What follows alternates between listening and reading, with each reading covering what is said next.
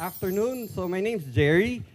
I work for the World Bank, but don't let that upset you. We're from UP, I know. So I've been with the World Bank for 11 years, and this is now one of the topics that we do as a financial institution. So basically, World Bank, of course, is a multilateral development bank. So that means that it is composed of so many countries, and the agenda of the World Bank is, of course, poverty reduction. So what are we doing here talking about plastics? Because it has to do with what we call the blue economy. So I'll get to that in a while. So just to put it in context, I will basically give the global perspective on marine plastics, and then my colleagues here, ConNECt and Lenny, will go further down on more detailed Philippine context. So 4 years ago, was it, ConNECt, Lenny? 4 years ago, 3 years ago. So I was looking for some people to go for training. And it was training on plastic, so 3 years ago. So it was like, in the World Bank, we normally get these things. Can you send 2 people to attend training here? Look for somebody. And I had to look for people to attend training. That's very normal. UN agencies, World Bank, ADB, we are on the lookout always for people to send out for training because we get all these requests for people to attend. So send me your names if you're interested. But anyway, so I had to look for 2 people. And I said it was marine plastics, and I sent out emails to different people, and these 2 persons here in front were kind enough to indulge us to attend training. It was a big sacrifice for you to go there, right? Was it by the River Rhine in Germany? For how many days? In the summer in Europe. 2 weeks in Europe in the summer. So I thank you for your sacrifice, for doing that for us. So I sent these both ladies, they come back, and so then they tell me it was a very interesting topic, marine plastics. At that time it was like, okay, I don't know what it is, marine plastics. Anyway, they come back, and then we start this whole thing. You start this whole thing on marine plastics, at least here in the Philippines, right? So they will tell you about the experience in a while. Let me go to my particular topic. So blue economy. So in the World Bank, we have different things that we call sectors of the economy. So we have the green economy, we have the blue economy, which simply means it's anything that has to do with the oceans. And you know that, for example, in the Philippines, as much as 40% of the protein of Filipinos come from fish. So the blue economy is very important in terms of the economy in general, but on the society as source of nutrition, that is practically vital for us because it's a big percentage of protein. And the next slide will show you that 3 to 5% of the global GDP is derived from the oceans. And in the World Bank, our portfolio on the blue economy is about $4 billion. So the blue economy approach involves sustainable use of ocean resources. So sustainable use. So with that, it has to do with marine protected areas. It has to do with, preventing pollution, blah, blah, blah, so on and so forth. But right now, a big part of that is marine plastics. Marine plastics. So later on, let's see what that means, okay? So how many are chemical engineers? Don't be shy, because we're like one of the best fields in engineering. Who's chemical engineer here? Come on, AIDS, raise your hands. Not too many. Okay, anyway, so I think we did a very good job in synthesizing polymers that they exist up to this very day. All the polymers that we produced since the 1930s are still with us because we produce them to be durable, and that's why we like plastics. We love plastics. We're addicted to plastics because of that very durability, right? But unfortunately, it's undoing right now. The very durability of plastic is its very undoing, because what we used and we already don't need them, they are still there because they're so durable. We don't need them anymore, but they're still there. Is there a way for us to change this now, make plastics where if we don't need them anymore, then they break down? Let's see. Okay, next. So it is a plague of the oceans, plastic. So it's not just because we see it and it's aesthetically ugly. You have seen plastics in the Pasig River, right? You've seen plastics in the beach. So I work in some very far away places in the Pacific, in places like Tonga, Kiribati, Fiji. That's not very far, Fiji. Even in those places, you will find in the most pristine beaches, plastic, which is of anthropogenic. Of course, all plastics anywhere are anthropogenic. They come from they're made from humans made them. They're anthropogenic. So it's a plague. And right now, in the end of the month, the group 20, the group of 20 largest economies in the world, will be talking about marine plastics. ASEAN is coming up with the Bangkok Declaration on Marine Plastics. All the countries in the world are being asked to sign something on marine plastics. So we have all these international treaties, on climate change, on persistent organic pollutants, on Montreal Protocol. Very soon there will be something on marine plastics, and let's try to understand why. Let's try to understand why. Have any of you eaten plastics? Tito, have you eaten plastics advertently or inadvertently? Maybe. Have you eaten fish? Then you have eaten plastics. Okay? Many fish have already plastics called microplastics. But the point is it affecting you? Is it really that bad? I mean, okay, there's plastic in fish. Dr. Tonet will answer that later on. Next slide. So these are just slides. These are just figures. Yeah, go up. There you go. So the world uses 300 million tons of plastic a year. Philippines, we don't use much. Now, this is what you have to this is what you have to realize later on. Philippines, we don't import a lot of plastics. But we dispose or we emit a lot of plastics in the ocean. This is a problem because we're not a big economy. Well, we're getting bigger. But if you look at the total amount of plastics that we import and the amount that actually comes out into the ocean based on studies that come from us, it's like disproportionately large. There's a large leakage of plastic from the Philippines. So anyway, let's go to that later on. So 300 million tons of plastic a year. When did we start plastic manufacturing? 1930s. Just for transparency, I have to tell you that straight out of college, I was working for a plastics firm. So it was Dow Chemical. Back in the 80s, before you graduate, you already have a job. So I was still in 5th year engineering, and I already had a job offer, and it was for Dow Chemical. So in Dow Chemical, I was actually bringing in hundreds of metric tons of linear low-density polyethylene, low-density polyethylene, high-density polyethylene. So I contributed a lot to this plastic situation because whatever I brought in through importation back in the 80s, I'm sure it is somewhere here in the Philippines still. Maybe not in its original form, but in some plastic form. 8 million tons of plastic ending up in the ocean. Is that a lot? It's not. 300 million is what we use, right? And then just 8 million anyway ends up in the ocean.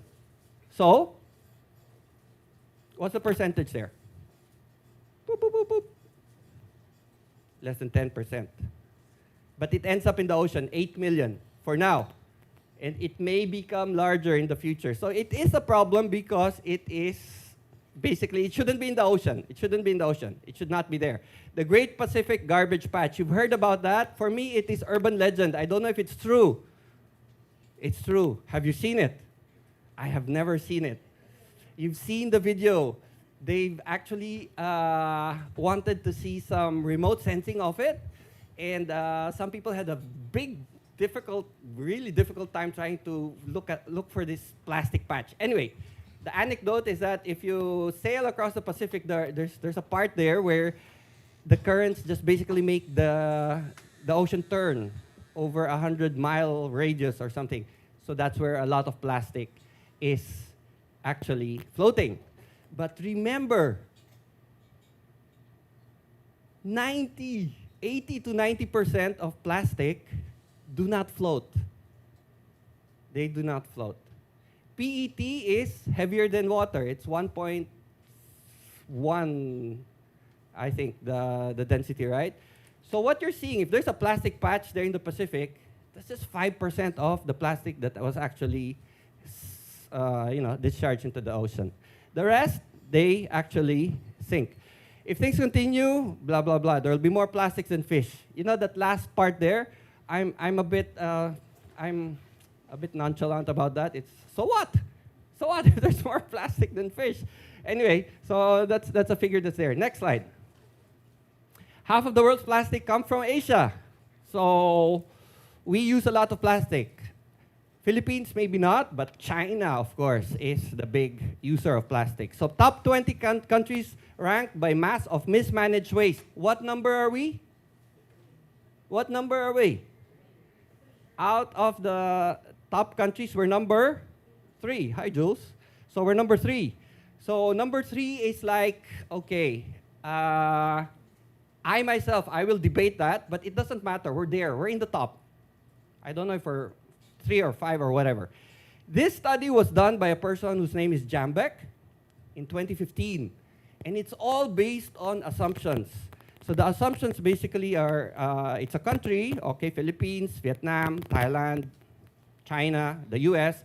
So they got all the countries and they looked at, which countries have a large coastline. Philippines has a longer coastline than the continental US, by the way.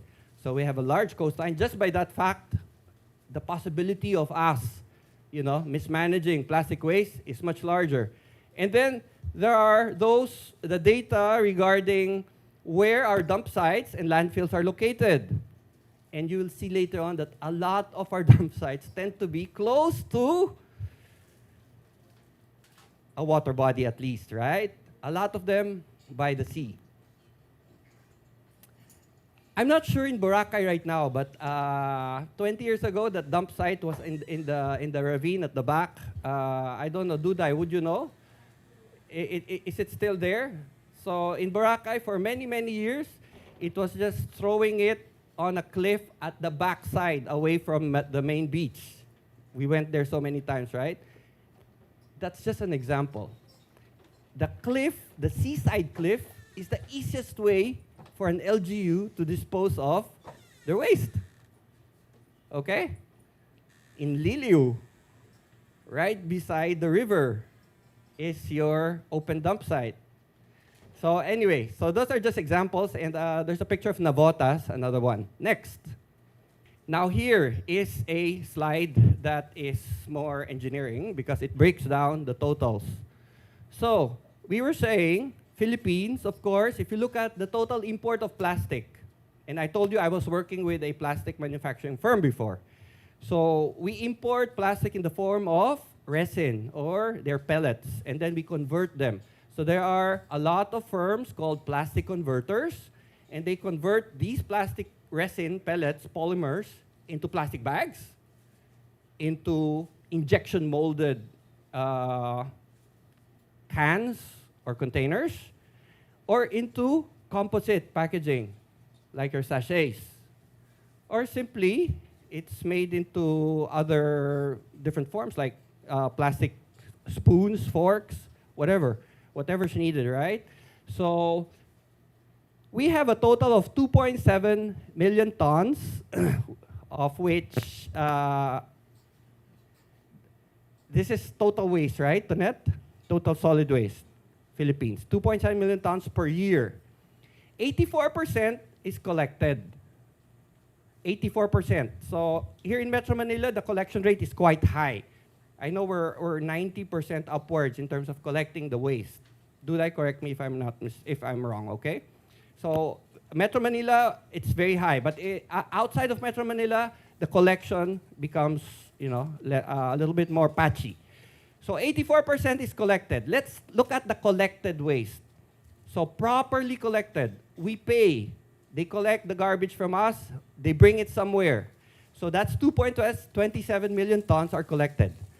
Out of this, 83% remains as properly collected waste. But unfortunately, 17% leaks into the ocean.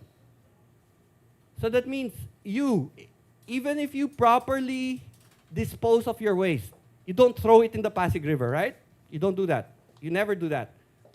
But even the waste that you have properly managed in your houses has the possibility of ending up in the ocean.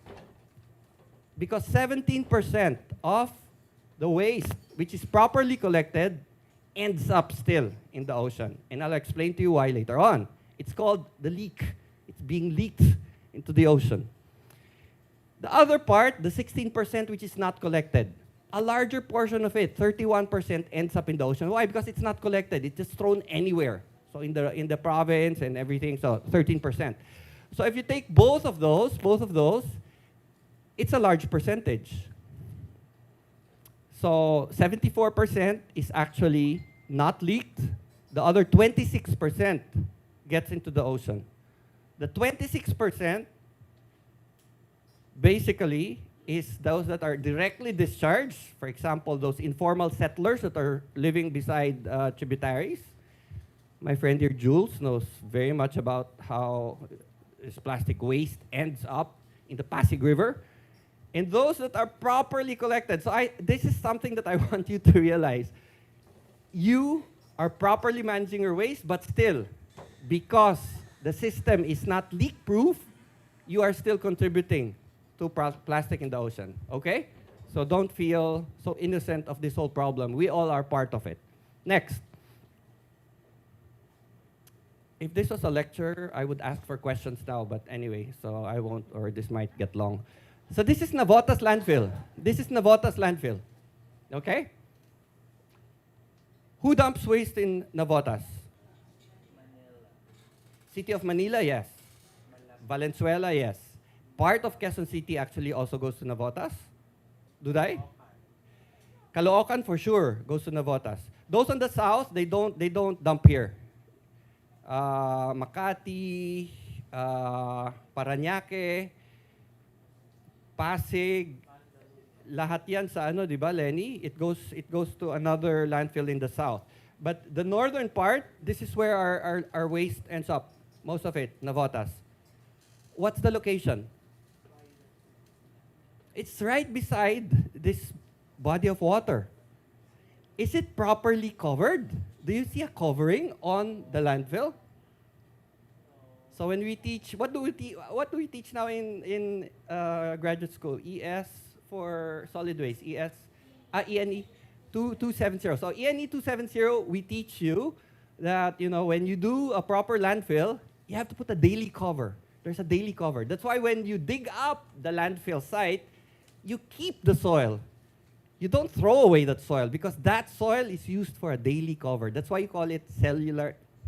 Before mobile technology came on board, in the 70s, we were talking about cellular technology, but we were referring to landfills because you do cell by cell. So, but over here, look at it. It's just there. It's just dumped. It gets higher and higher. In the first typhoon, what happens? What do you think happens? A lot of it washes away. A lot of it washes away into the nearest water body. And then off to Manila Bay. Okay? This is the problem. This is what we call now leakage. This is what now we call mismanaged waste. It's managed properly in the beginning. We collect it. But it's mismanaged once it gets to where it is supposed to be kept in a permanent repository for solid waste. Okay? Clear? Next. Okay, so these are other figures, just to, if we will have a quiz, then maybe I will take one of these for a quiz, right? So 163 million plastic sachets are disposed daily. Tell me honestly today, did any of you use a sachet? No one in this room? Later. You used a ketchup sachet. The rest you did not. Or you're lying. You're a bunch of liars. So, okay, maybe we don't use as much sachet. And you know why? because you're not the poor sector of society. To tell you honestly, our poorer brethren, Filipinos, have to use sachet. It's not that they want to use sachet. They have to use sachet. They can't afford anything more than a sachet. Okay, that's why we're called a sachet economy. So 163 million sachets. If, for example, as government, I will say, I will ban sachets because it's bad. Who gets affected? You guys? Not you guys. The poor gets affected by such a ban. That's why it's not so easy to say we will ban plastics. You can't do that. It might affect our more vulnerable, marginalized sectors of society. So you don't indiscriminately make plastic policies just at a whim. You have to study. You have to study exactly how these policies are going to affect and be effective also. Because, okay, we prevent marine plastics, but the poor people, maybe they will not have food to eat anymore. They cannot cook properly because they cannot buy these sachets, because sachet, even cooking oil is in sachet now, right? You see, I'm so bourgeois, I don't even know which ones are in sachets. But I admit, I as much as possible, don't buy or ask my wife to buy sachets as much as possible. 54% more branded plastic waste versus unbranded. So what does that mean? We can work with manufacturers. We can work with manufacturers so that they can lead this thing, okay? 10 companies responsible for 60% of branded, so on and so forth. So this just gives you some data with which you can use for a policy dialogue with government. But I am right now telling you, we don't have the full picture of what the plastic situation is in the Philippines, the marine plastic waste. So if you want to have a policy dialogue with government, we better be ready. We have to know what we would recommend, okay? Knowing how our economy works and who uses which plastics. So remember, cleanups, for me, practically useless. You want to go out into the, Jules, I'm sorry, I'm not, you know, cleanups are good. Cleanups are good. Go ahead, let's do cleanups. But remember, the last 50 or so years of us putting plastics in the ocean, they're all there. They're all there. As government now, as a society, we need to move forward and look at how we use plastics now. We reduce, we ban, what do we do? So we move forward now. If we want to go out into the ocean and remove plastics, well and good. There's a lot of it there. There's a lot. But, you know, right now, what needs to be done is moving forward. Okay, next. Okay, so the effect is environmental, social, economic, so on and so forth. So in the middle there is a microplastic term. So my friend here, Dr. Tanchuling, will talk about microplastics. So microplastics is 0.3 mil and below, right? Or 0.5? 0.5. And then you have things like secondary microplastic and primary microplastic. So she will discuss that later on. Suffice it to say that, you know, when you have microplastics in the ocean, and we do here in the Philippines, we'll show you the data, that is what ends up in your diet.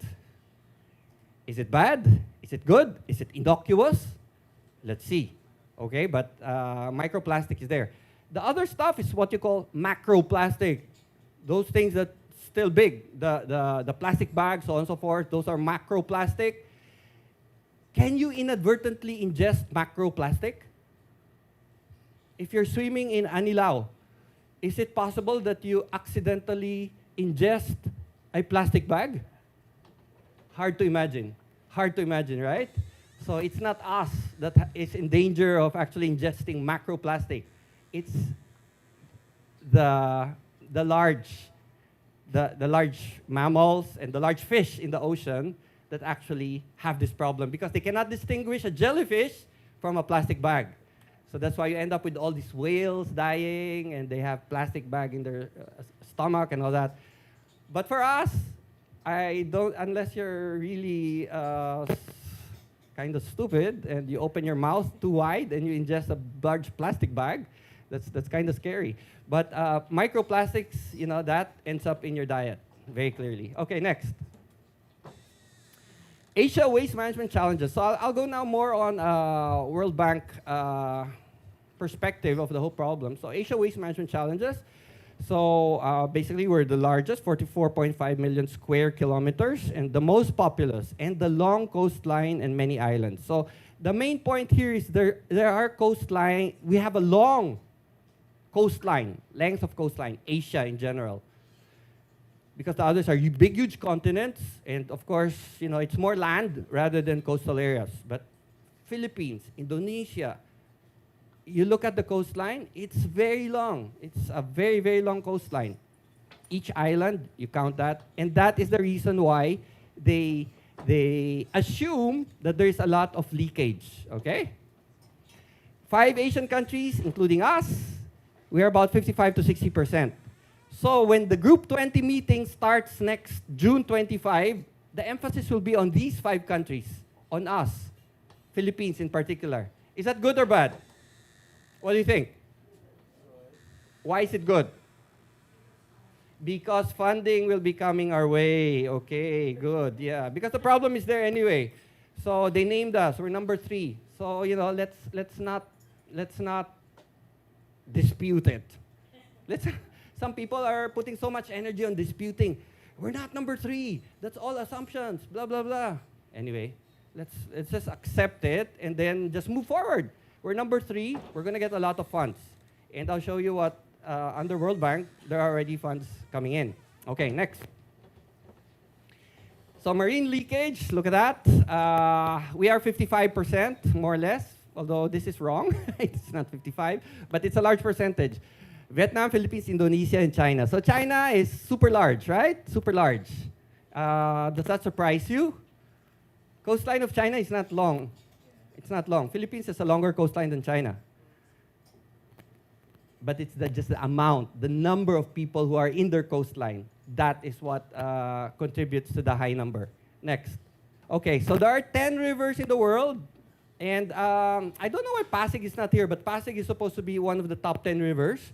So these are the 10 rivers that contribute to marine plastics in the world, globally.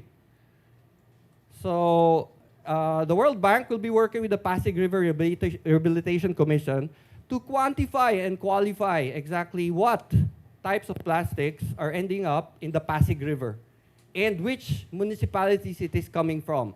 So that is about to start in, okay, the funding is to be approved next month. So anyway, PRRC will be the main counterpart for this.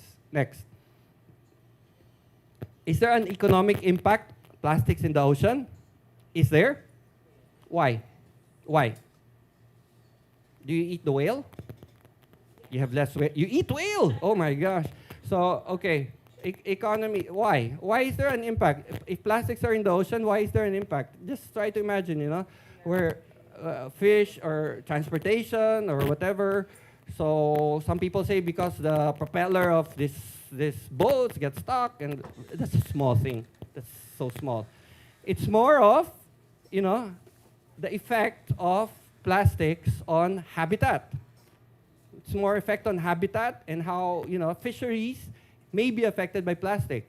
So for example, if you know that there is microplastic in fish, will you still eat fish?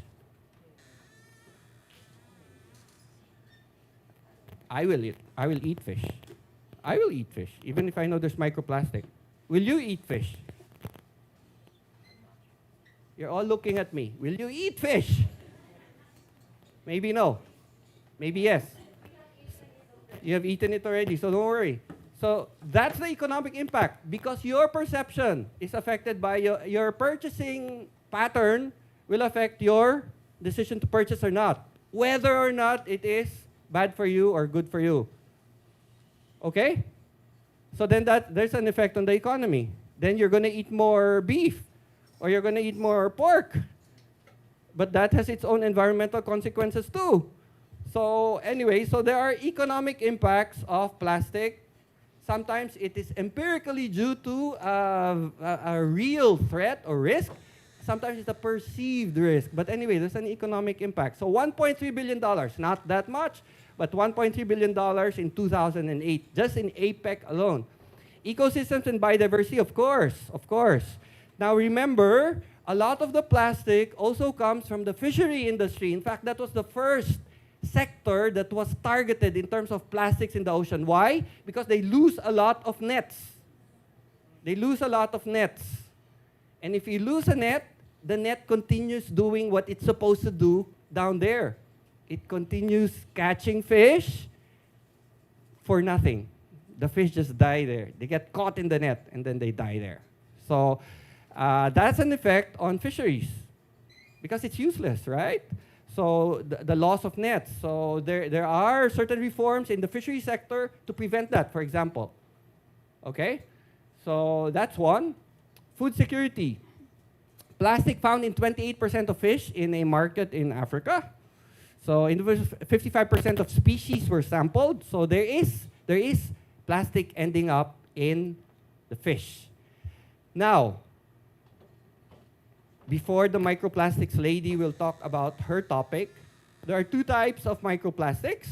There is the primary microplastic, built as microplastic.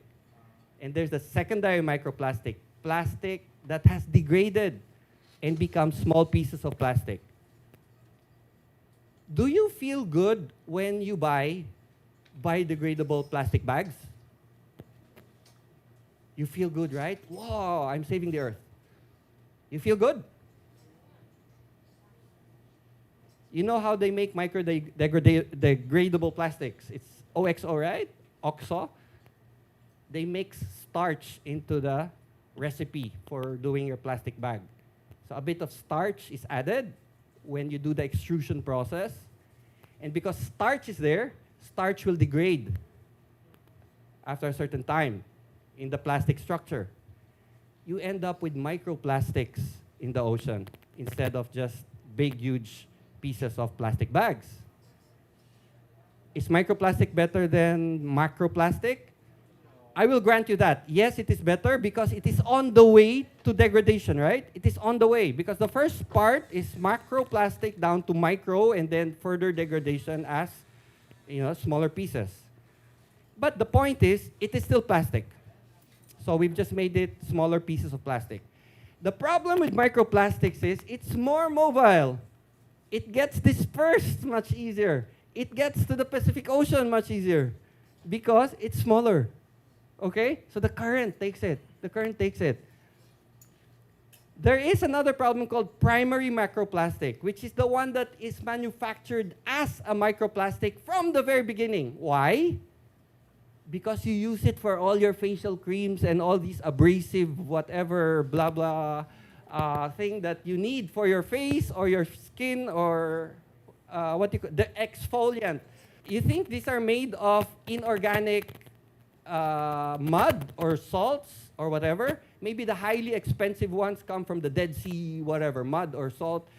But those ordinary ones you find in the supermarket have the microbeads, which is plastic. That ends up in the fish very easily. Okay? So that's plastic. Raise your hand, but not very high. Who uses these microbeads in your facial creams?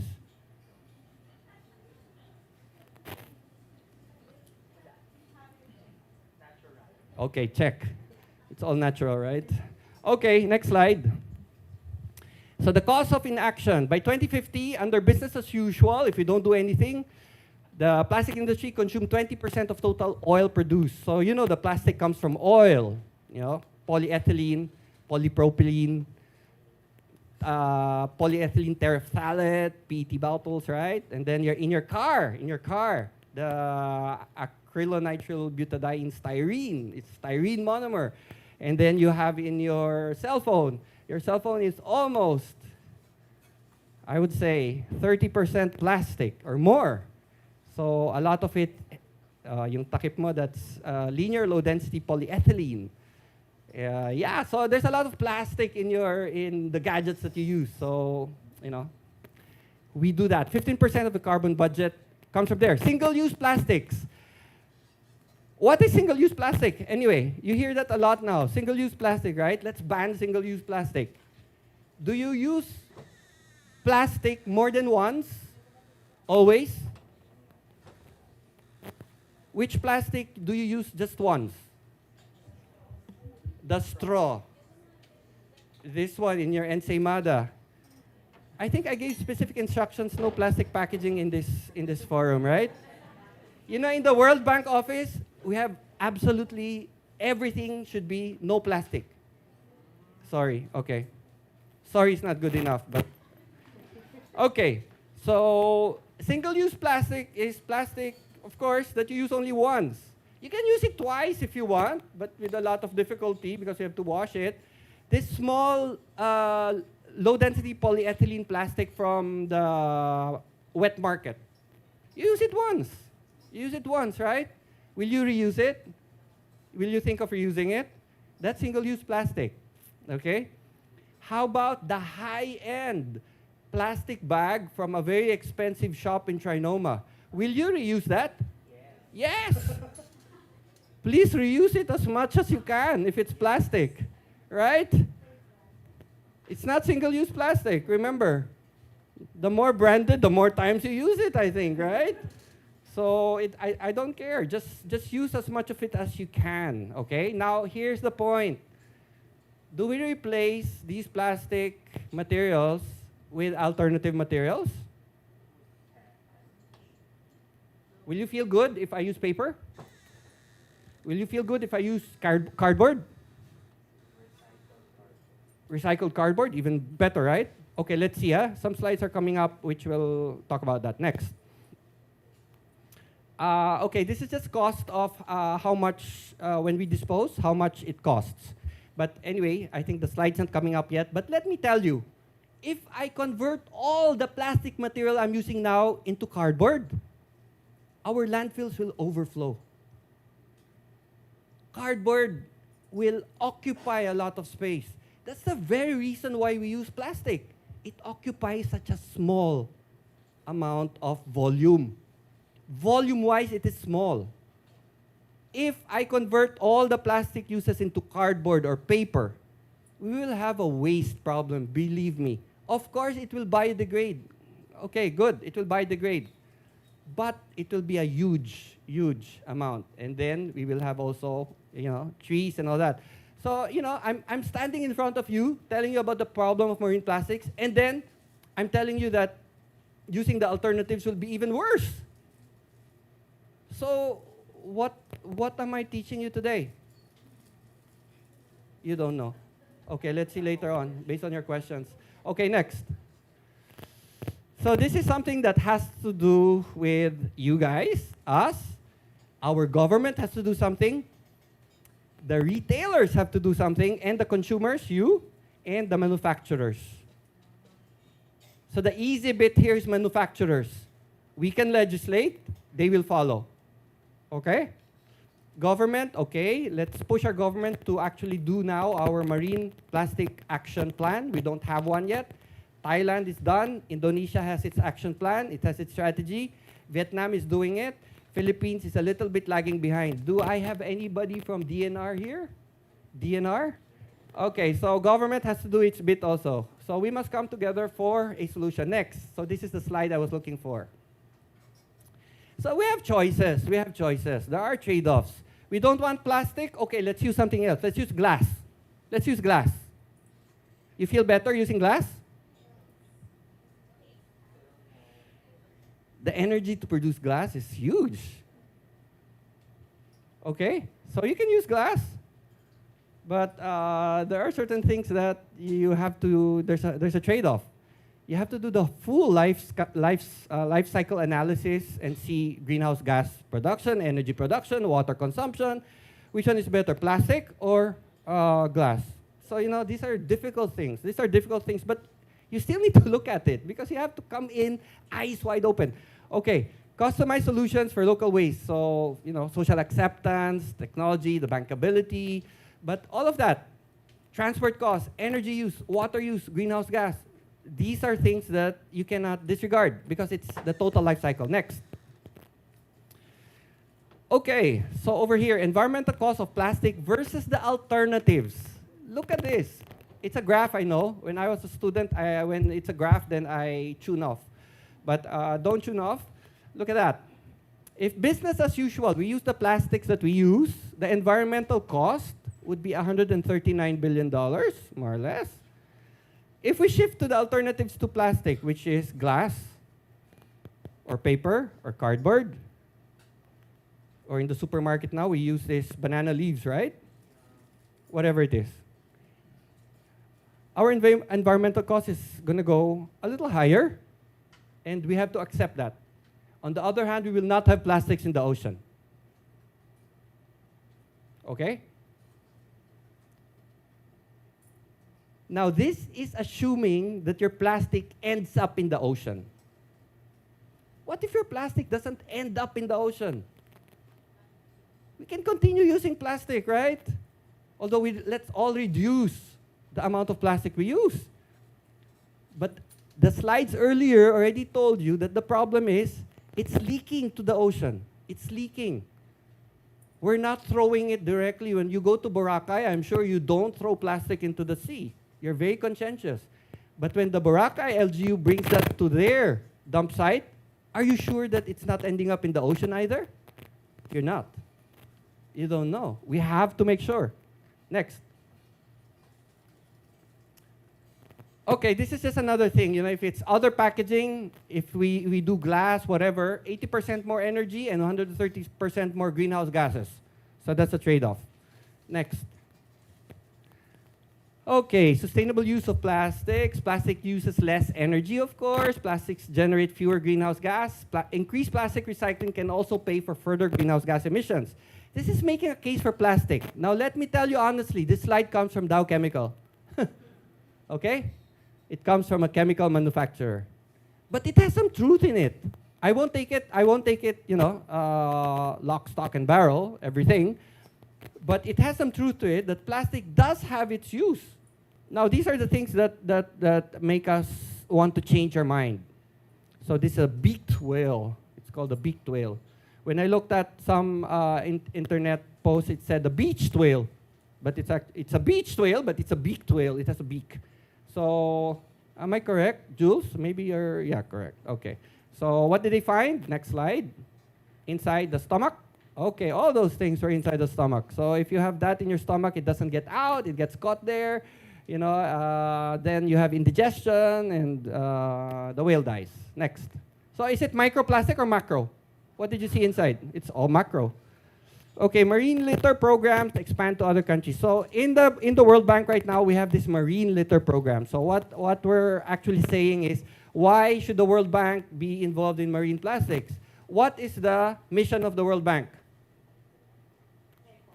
To reduce poverty, not end poverty, not yet end, reduce poverty. No, but in the end, the ultimate objective of the World Bank is to end poverty, okay? So you know that poverty rate in this country has gone down, right? Or you don't believe? Okay, whatever you believe. I don't know your political, and I'm not going to reveal mine, but anyway. So, reducing poverty. So we're one of the countries where poverty is going down. Poverty is going down, right? Again, whether you believe that or not, it's up to you, but let's look at the data. But why should the World Bank be worried about marine plastics when it has to reduce? Will removing plastics from the ocean, will that reduce poverty? It may worsen poverty, actually. Okay, it may worsen poverty. So, what are some poverty reduction measures that you know actually work? In this country, what have we been doing for the past 10 years? Conditional cash transfer. 4 Ps. Do you believe in 4 Ps? It's not sustainable. Of course it's not, because it's a dole-out. I mean, I'm from the World Bank. I will tell you, it's a dole-out. But think about it. The alternative is for us to build bridges, to build roads, hoping that it will reduce poverty. And it has not for the last 30, 40 years. Build a school here, build a community center here, build a public market here. The people were still poor. So Mexico was the first one who said, enough with this. Give the money to the lower 5 percentile of the population. That's what CCT is doing. Give it straight to those people. Come on, let's not fool ourselves. The bridge is not going to, put food in the table of these very poor families. So what's happening now is in countries, developing countries, continue with these development projects. It spurs the economy. But the lowest, the poorest of the poor, give them money. Just give them, give it to them. Give it to them. That's what we've been doing. That's what Mexico's been doing. What does it do? It's conditional. They have to bring their kids to school, right? Or else they stop the dole out. And they have to bring their kids to the Barangay Health Center every month. Those are the two conditions. Then you get your 3,000. Okay? So whatever it is, it's working. People can eat now. Okay? Believe me, people can eat. I've been to some CCT communities where it's so destitute, but right now, at least they have food to eat and they don't have to worry about so many things. They can send their kids to school. So it's transformative. Give it a generation, because then kids will have gone at least to grade school. They would have finished grade school. If they did not have CCT, none of them would have gone to grade school, for example. Okay? I'm just asking you, give it a chance. Okay? It looks like a dole out, and it is. So we are doing this marine plastic agenda because it is a sign of non-sustainability. Remember, sustainable development. That very corny term, sustainable development. This is not sustainable development. The plastic is not supposed to be in the ocean. Plastic is part of our whole paradigm of developing. But if that is not managed properly, that's unsustainable. So this is the whole sustainable paradigm, sustainable development paradigm. Next. So it's the growing global momentum to address ocean plastic. So there will be funds, there will be money coming our way. What are we do? Philippines, what should we do? We should have a policy dialogue with the government. We should have the data. We should know what we will recommend to the government. Will we ask Unilever, Procter & Gamble, Colgate-Palmolive, what will we ask them to do? Will we ask them to stop sachets? Will we ask them to, put all these refillable things in the supermarket and all that? We have to know. What is the problem? What is ending up in the Pasig River, for example? Exactly, right? Have you ever seen shampoo bottles in the Pasig River? Say no. Don't say yes. Say no. It's mostly sachets. It's mostly, plastic bags and all that. You don't throw those what do you call that? Bottles. No, PET bottles, of course, because they're high value. And those shampoo bottles, because you can sell them.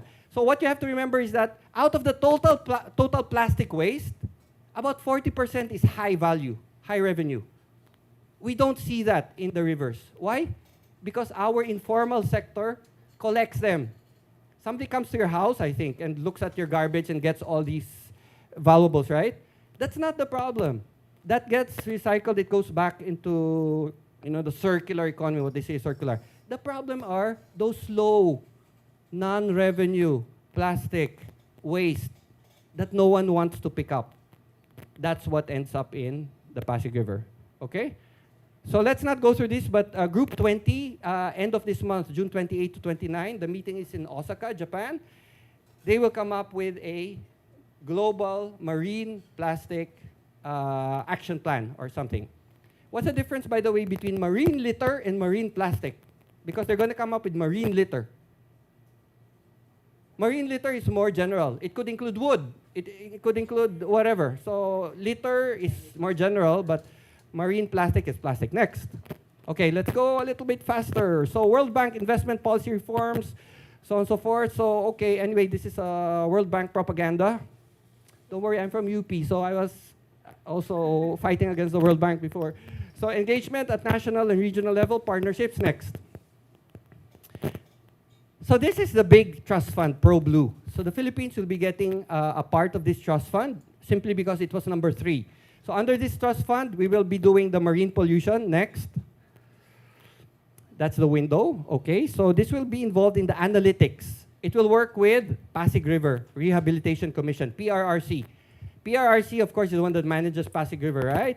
So we will work with PRRC to quantify plastic that is ending up in the Pasig River. How? how do you think we will quantify plastic? I will hire students to have a net at Guadalupe Bridge and fish out all the plastic. There are now drones with, how do you say? It will automatically, remotely sense plastic. It can tell you at least the type, polyethylene, polypropylene, PET, or whatever. So there's technology now to remotely sense it, so it's empirical data. My problem here is that, again, 90% actually sinks.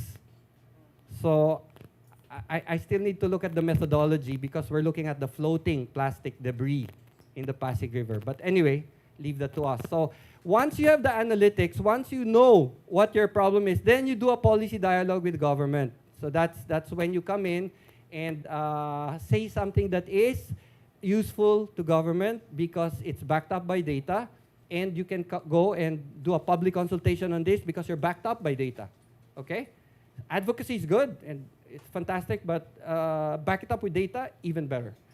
And then, hopefully, it leads in investment. Right now, it's a no-brainer for me. What's the investment in the Philippines that needs to be done? Remember the leakage? 74%. Waste to energy. Before that, okay, because my friends in Greenpeace will kill me. What's a no-brainer investment? Improve the landfills. Put that barrier between the landfill or open dump site and that waterway. Do that right? It's a simple netting so that when the wind blows or whatever, these things don't just fly away and get into the nearest river. So it's a multidimensional thing, but right now, the leak is coming from our dump sites and landfills. That's the reality. So the investment has to be to improve those landfills and dump sites. And second is, the new landfills have to be far away from any water body. It has to be far away. So if there's any leakage, if there's a big typhoon and then there's a big flow of garbage, flowing from these landfill sites, it's not going to end up in very, very quickly in a water body. Next, developing baselines and national action plans. So the government, of course, has to do this. Be involved. Know that there is a gender aspect here also in solid waste management, always. There's an aspect of poverty. There's an aspect of social responsibility that has to get into all these action plans. So knowledge management first, and then enabling environment leading to investment. So that's basically what needs to happen next. Regional engagement, this is not just Philippines. So I'm working with my colleagues from Singapore, Indonesia, Vietnam, Thailand. So we're in a group. It's a regional trust fund, and it's going to be more of a regional type of engagement. Remember that ASEAN is coming out with the Bangkok Declaration on Marine Plastics. So when ASEAN comes up with the declaration, what does it mean? Is it binding? Does it bind us? It's a commitment. It's a national commitment. There are no penalties if we don't follow it, but when we're part of these large international groupings, it's like being a good citizen, global citizen. And the Philippines wants to be a good global citizen, right? You believe that? You believe that our government right now wants to be a good global citizen? Don't answer me, but that's what we should be doing. Next. Okay, that's my last slide. Turning plastic waste into roads. Why not? San Miguel Corporation is doing it. So, sachet. Remember, sachets is the big problem. You cannot recycle sachets. It's a composite structure of plastic, aluminum, and plastic. So, if I melt it, I have two things. I have the aluminum and I have the plastic. So, I cannot melt it and make it into something else because it's a composite. So, what do I do with sachets or anything that is composite? The other composite structure are toothpaste tubes. It's called a laminate tube. So that, again, there's foil inside. Why do we put foil in this packaging? Because plastic itself is not a barrier to gases. Gases can go through plastic very, very slowly, but it permeates plastic. I have to put foil. That's why your sachet has foil. And also that's why your toothpaste tube has foil. If you think sachets are difficult to recycle, toothpaste tubes are even more difficult to recycle. Okay? So why not roads? And lastly, I don't have a slide on it because I might be put on record, waste to energy. Let's burn it and produce electricity, right? But that's gonna come from her, okay? It didn't come from me, not from the World Bank. So with that, I'll turn you over now to the next two speakers. Thank you and good afternoon.